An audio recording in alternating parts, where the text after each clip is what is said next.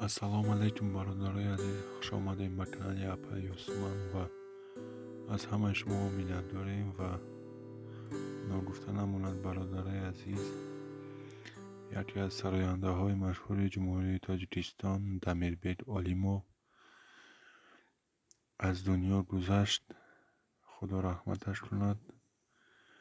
و برادرای عزیز نگفته نماند در بسیار کانال ها همین برادری ما خدا رحمتش کند ویدیو کرده میپرتیند.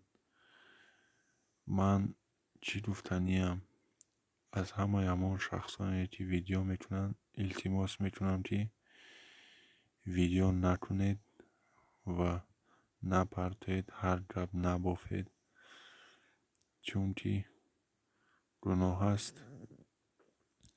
و گفتنیم که فقط در حقش دعا کرده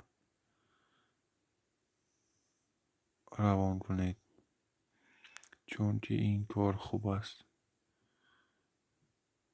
از هر گپ بافتن و گفتن در حقش دعا کنید، نماز خوانده دعا کنید، چون که این کار خوب است نه اون کار.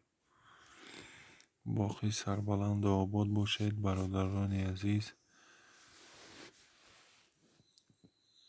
ما هم دعاگوی این برادر هستیم، خداوند جایش را جنت بگرداند.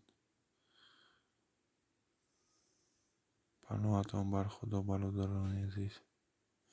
چی فکر و عقیده ای دارید در کامنتاریا می توانید نویسید.